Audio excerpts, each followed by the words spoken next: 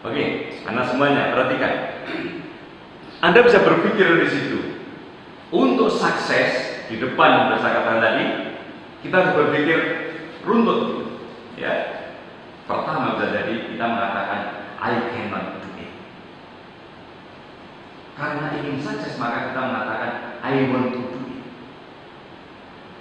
Boleh jadi kan akan menilai lagi. How do I do it?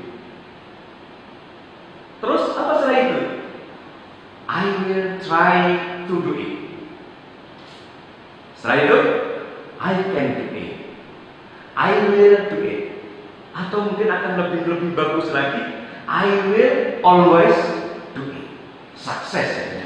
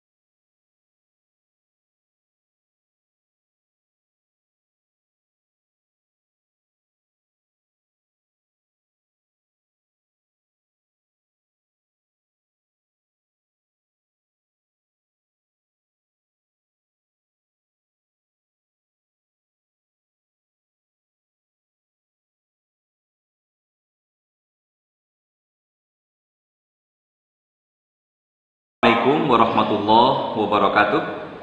Alhamdulillah kita bersyukur anak-anak semuanya kelas 11 dan kelas 12 SMA Negeri 1 Surakarta. Kesempatan kali ini kita bisa bersama-sama untuk pertama bersilaturahim di tahun pelajaran 2020-2021. Saya dalam kesempatan kali ini selaku Ketua Bimbingan Konseling akan menyampaikan materi untuk kalian untuk menyambut tahun pelajaran baru ini di awal pembelajaran, yakni berbicara tentang bagaimana kita memotivasi diri, membangun semangat untuk belajar lebih giat, karena SMA 1 selalu berprinsip bahwa tiada hari tanpa prestasi. Nah, anak-anak semuanya juga kepada orang tua mungkin ada yang membersamai terhadap pembelajaran anak-anak yang dilaksanakan dengan pembelajaran jarak jauh ini. Hampir setiap orang itu punya cita-cita yang ingin diraih. Langkah pertama yang bisa ditempuh adalah belajar. Sehingga kenapa pada kesempatan kali ini saya harus menyampaikan materi bagaimana kita bisa meningkatkan belajar setelah libur beberapa hari ini. Meraih prestasi dan nilai tinggi merupakan salah satu modal jadi orang sukses. Memang nilai bukanlah segalanya, maaf. Namun dengan belajar wawasan Anda akan terbuka luas. Jangan pernah menyerah dengan keadaan apapun yang terjadi. Misal sekarang ini kita dihadapkan adanya pandemi COVID-19, tetap tidak boleh menyerah. Anak semuanya melakukan kegiatan yang sama secara terus-menerus akan menimbulkan rasa bosan yang berlebihan. Hal ini tentu dapat menurunkan semangat belajar. Apabila Anda sudah merasa bosan di dalam belajar, sudah barang tentu akan mengakibatkan terganggunya proses belajar. Sesekali Anda bisa mencoba metode belajar yang berbeda, seperti membuat pembagian peran, kemudian studi kasus, simulasi, debat, transfer pengetahuan secara singkat, ya, diskusi, ya, presentasi dengan audiovisual dan kerja kelompok kecil misalnya. Cuma ini kan kita belajar itu jarak jauh, satu teman dengan teman yang lain menjadi tidak bisa. Tapi bukan berarti sama sekali tidak bisa untuk bersama-sama belajar dengan teman-teman kalian. Anak semuanya, juga kepada orang tua yang mungkin membersamai putra putri kita. Sangat penting saya harus menyampaikan satu hal yang perlu menjadi perhatian untuk menuju pada sukses. Keluarlah dari zona nyaman. Mungkin pada hari-hari ini kalian memanfaatkan waktu libur, ya, itu hanya bersantai-santai. Ya, kemudian mengisi waktunya sama sekali tidak pakai untuk belajar misalnya. Tapi saya yakin kalian meskipun libur telah belajar. Hanya harus kita ingat bahwa ketika kita belajar, ya, harus membuat terobosan-terobosan supaya kita lebih sukses. Ya. Jadi pertama yang harus saya sampaikan kepada kalian, keluarlah dari zona nyaman. Keluarlah dari zona nyaman. Yang kemarin nyaman tidak belajar, mungkin hanya ya di rumah dan berbagai kegiatan yang tidak ada kaitannya dengan sekolah gitu. Tapi sekarang harus dirubah. Majulah untuk meraih mimpi kalian. Ingat, Pak Guru sering menyampaikan bahwa satu pesan yang sering Pak Guru sampaikan adalah make your dreams come true. Ya, ini harus diperhatikan. Setiap orang berhak punya impian, teman-teman. Ya. Sedangkan mimpi itu tidak bisa diraih dengan instan. Tidak bisa diraih dengan instan. Butuh perjuangan ekstra untuk bisa meraihnya. Bahkan terkadang butuh pengorbanan. Butuh pengorbanan saat memperjuangkan mimpi itu. Coba bandingkan dengan orang yang sama sekali tidak punya mimpi. Mereka hanya duduk, tidur, dan sibuk dengan dunia sendiri, seakan tak ada harapan dan bingung arah tujuannya. Ini pertama. Pak Teguh menyadari bahwa lelah itu manusiawi. Ya, belajar berlama-lama itu manusiawi. Apalagi belajar tidak ada temannya. Di ruang sendiri, kemudian melihat laptop, bisa jadi malah salah tafsir, ya. Orang tua menganggap bahwa itu main-main aja, padahal itu belajar, gitu. Nah, nanti ketika berlama-lama di hadapan laptop, boleh jadi kalian akan mengalami kelelahan. Kembali, jadi perlu saya ingatkan bahwa lelah adalah manusiawi. Lelah adalah manusiawi.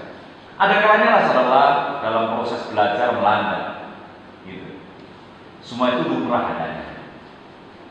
Rasa kantuk, malas, dan lebih tertarik dengan hal-hal lain manusiawi namanya.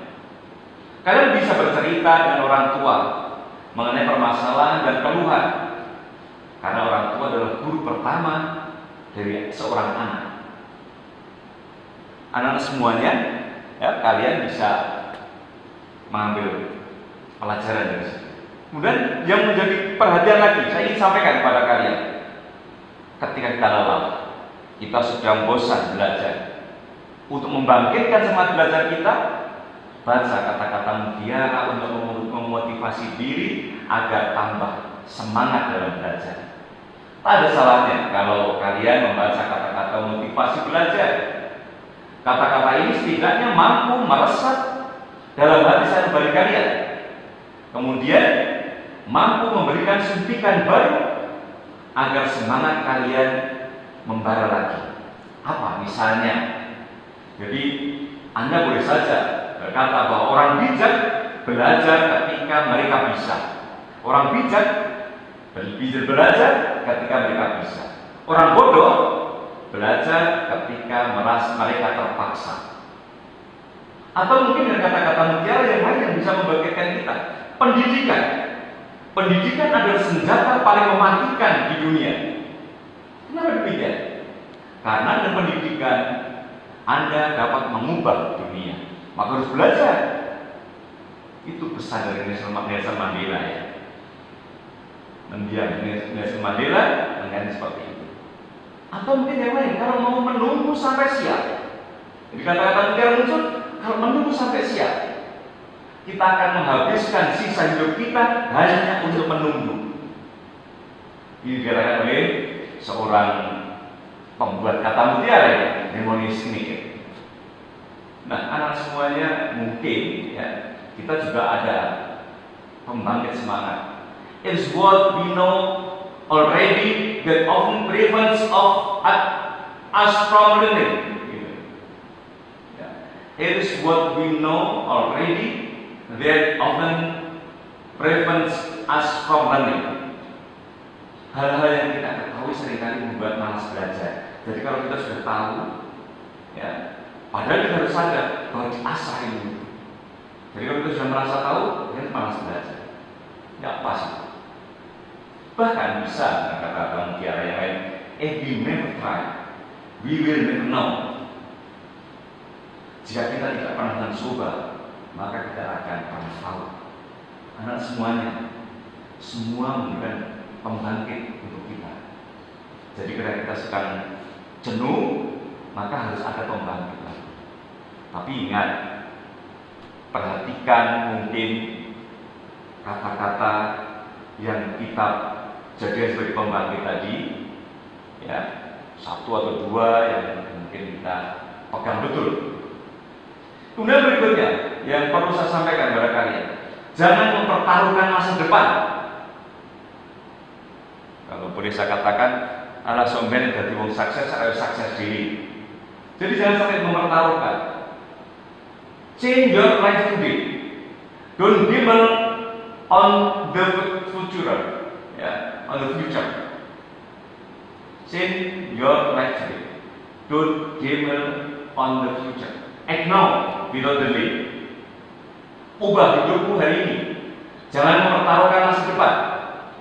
Bertindaklah sekarang tanpa menunda. Belajar, belajar, dan belajar. Anak semuanya, yuk sekarang kita coba pegang prinsip hidup kita. Jangan berhenti belajar. Jangan berhenti belajar. Kalau sebagai seorang muslim itu kan dinyatakan bahwa tolakul ilmi fardhun ala kulli muslimin. Bahkan dengan kalimat ilmu kita terus, maka ciptakan suasana pembelajaran terbaik biar kita ini sukses. Nah, ini ada satu ungkapan, never stop learning. Never stop learning. Ingat, never stop learning. Tetapi bisa menjadi satu ungkapan yang lebih indah ketika kita hilangkan never stop learning, kita hilangkan N-nya, kita hilangkan S-nya, menjadi ever stop learning, menjadi pembelajaran yang terus. Artinya apa? Kalau di depan tadi Pak Teguh ingatkan supaya mengubah pola macam-macam tadi, ya, itulah nanti akan menjadi pembelajaran terus. Ingat, kalau kita belajar punya prinsip. Prinsip. Apa prinsipnya? I can do it. Saya nggak bisa apa-apa. Saya tidak bisa. Karena kita nggak bisa punya keinginan apa? I want to do it.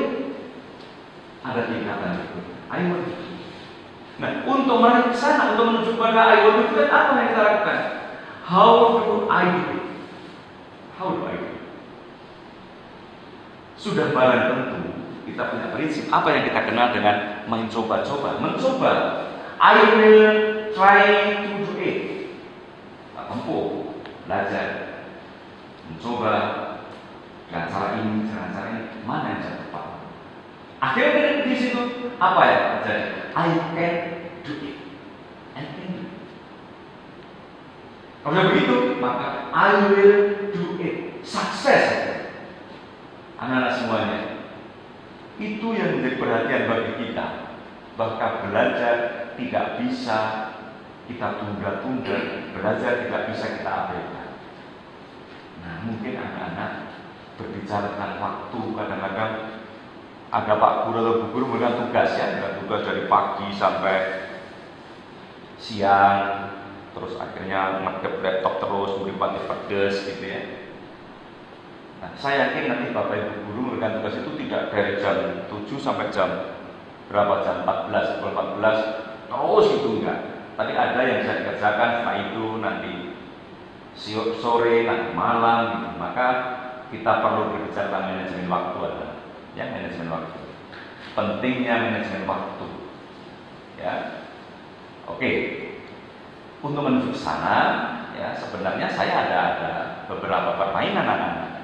tapi tidak bisa untuk bisa kita tampilkan di sini. Insya Allah nanti kalau kita masuk ya, kita masuk di setelah masa pandemi ini sudah berakhir gitu, nanti ada permainan. Saya ingin bersama-sama dengan kalian ya, permainan-permainan yang bisa menghilangkan kejenuhan gitu. Ya. Misalnya gambar ini nanti Anda saya minta untuk memberikan terjemahnya, Anda saya minta untuk bisa mengambil pelajaran dari situ gitu. Ya. Cuma memang tidak bisa kita lakukan sekarang ini. Nah, next ya. Anak-anak semuanya ketika berbicara tentang manajemen waktu ya, manajemen waktu. Jadi bagaimana kita pandai-pandai untuk membagi waktu, untuk dapat memanage waktu yang tepat, gitu. Kita harus cermat dalam mengatur porsi baik untuk beribadah, ya, ibadah untuk Allah, untuk diri sendiri, kemudian untuk bekerja, bahkan untuk kegiatan sosial yang lain. Ini harus kita bagi. Manajemen waktu harus dilakukan dengan tepat karena hal ini berkaitan dengan waktu yang sifatnya tidak dapat disewa, tidak bisa dipinjam, tidak bisa dibeli, tidak bisa berubah, tidak bisa disimpan dan dikumpulkan, serta tidak ada penggantinya. Anak semuanya, bahwa mengelola waktu belajar bukan berarti kehilangan waktu luang untuk bersenang-senang. Bukan pula berarti bahwa waktu dalam 24 jam per hari harus dihabiskan untuk belajar. Justru sebaliknya. Prinsip utama dari pengelolaan waktu secara efektif adalah pembagian waktu untuk berbagai kegiatan, termasuk jalannya dalam belajar. Ada satu hal yang sering saya sampaikan kepada anak-anak kalau sudah kelas 11, kelas 12 itu. Ada satu gambaran ya, gambar jam. Itu barang langka. Apa? Barang langka, barang paling mahal di dunia. Namanya gambar jam. Tapi saya punya maksud bahwa yang dimaksud barang langka bukan materi jam itu, tapi waktu. Waktu itu sangat mahal. Ya, ini. Maka kembali bagaimana cara kita memanage waktu? Pertama, perhatikan semua daftar kegiatan keseharian Anda. Kemudian lakukan pengorbanan secara cerdas. Kemudian di samping itu pengaturan prioritas tugas, jadi diatur prioritasnya ada. Kemudian membagi tugas yang panjang dalam kegiatan yang lebih kecil. Jangan takut untuk mengatakan tidak. Karena apa? Kita berbicara tentang pembagian. Ini hilang. Maka harus berkata tidak, ini tidak. Kemudian setelah itu luangkan waktu untuk kegiatan kreatif dan produktif. Dan miliki istirahat yang efektif. Jadi memang mau tidur. Gitu. Ingat, ya. Sebagai penutup para langkah tadi, jangan sampai hilang. Waktu sangat mahal. Terima kasih. Ya, mudah-mudahan bisa menjadi penyemangat buat kita semua belajar. SMA 1 harus sukses anak-anak. Assalamualaikum warahmatullahi wabarakatuh.